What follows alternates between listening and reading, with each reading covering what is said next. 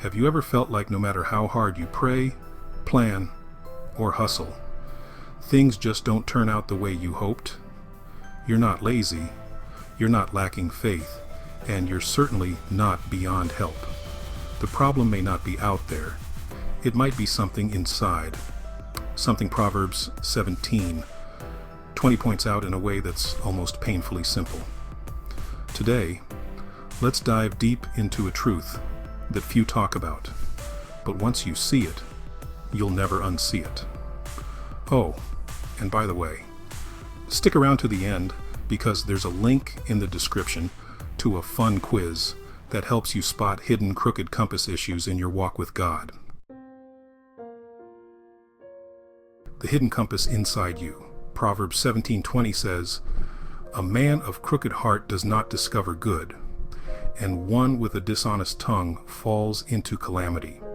Let's just slow down here. This isn't just a warning about being bad. It's an insight into why some people, even sincere Christians, keep running into walls. The real issue, a crooked heart, an internal compass that's out of whack. You can be the most sincere sailor on the ocean, but if your compass is broken, your sincerity won't save you from crashing into rocks. In Hebrew, crooked literally means bent or twisted. It's not about being obviously evil. It's about being subtly out of alignment with God's truth. You can think you're moving toward blessing, but end up shipwrecked. You can think you're defending righteousness, but actually stir up division. You can think you're chasing God's plan, but be running after a shadow. Why? Because your heart is bent. Your true north is off. And here's the kicker. Without Jesus, everyone's heart is bent. Romans 3:23. For all have sinned and fall short of the glory of God. The crooked heart isn't a special curse on bad people. It's the default condition of humanity. How a crooked heart affects everyday life. Proverbs 17:20 says, "You do not discover good with a crooked heart." You could walk right into a blessing and not even recognize it. You could misinterpret a divine opportunity as a threat. You could turn away from an open door because your internal compass tells you it's dangerous. And here's where it gets even deeper. The verse pairs the crooked heart with a dishonest tongue.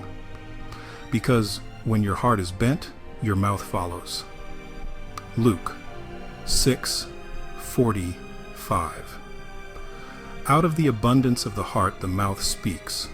When your compass is broken, you start describing the world and even God in crooked terms. You start telling yourself and others things that just aren't true. You live in a false map of reality. And eventually, reality doesn't bend to your map. It breaks you. Imagine a ship whose compass points south when it says north. The captain could be hardworking, disciplined, prayerful, and still end up lost. That's you and me without heart renewal. Sincerity can't fix a broken compass. Discipline can't fix a broken compass. Only recalibration by the original designer can fix it. This is why Proverbs 17:20 isn't just advice for trying harder. It's a call to radical heart surgery. Zoom out for a second. Proverbs 17 talks a lot about relationships, family, friends, conflicts, and loyalty. At first glance, it feels like a series of random sayings, but there's a deeper thread. If your heart is bent, your conflicts multiply. If your heart is bent, your loyalty falters. If your heart is bent, your judgment is skewed. The heart isn't just a private issue, it's a relational one. Your marriage, friendships, church life, all of it flows from what's happening inside. You can't fake a straight heart forever. Eventually the crookedness spills out. And Proverbs 17:20 warns us. It doesn't just make things harder, it leads to calamity. Calamity here means collapse. Things fall apart. Not because God is petty, but because a house built on crooked lines eventually crumbles. under its own weight. So, where's the good news? It's in Jesus. Where our hearts are naturally bent, his heart is perfectly straight. 2 Corinthians chapter 5, verse 21 says, "For our sake he made him to be sin who knew no sin, so that in him we might become the righteousness of God." Jesus didn't just model a straight heart, he offers to give you his heart. Through faith, God doesn't just help you be better.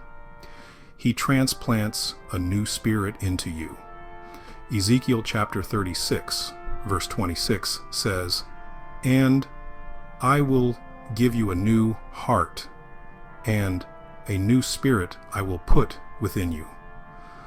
This is why salvation isn't about trying harder, it's about dying and being reborn. When you surrender to Jesus, he takes your broken compass and replaces it with a working one. He straightens what was bent. He makes the map match reality again. And finally, you can discover good. You can walk in blessing. You can speak truth. Not because you're awesome, but because he is. 2 practical applications. Okay, let's get real. How do you live this out? Here are 2 battle-tested ways to apply Proverbs 17, verse 20 today. 1. Heart calibration prayer.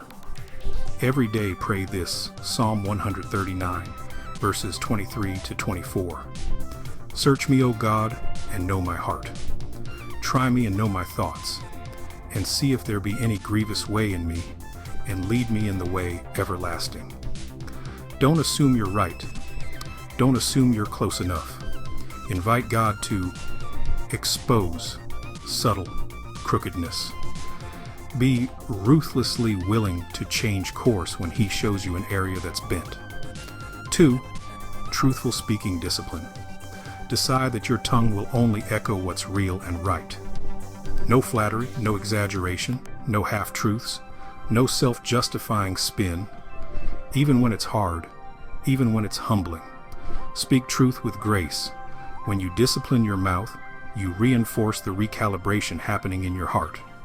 And you'll be amazed how much relational chaos you avoid when you speak straight. You don't have to stay stuck. You don't have to wander in circles. You don't have to live in relational collapse. If you're willing to let Jesus straighten your heart and to align your speech with reality, you will discover good. You will walk in blessing. You will experience a life that matches the map, because he is the way, the truth, and the life. John chapter 14, verse 6. P.S. If you want a fun way to check if your spiritual compass needs recalibrating, I made a short quiz you can take. Check the link in the description below.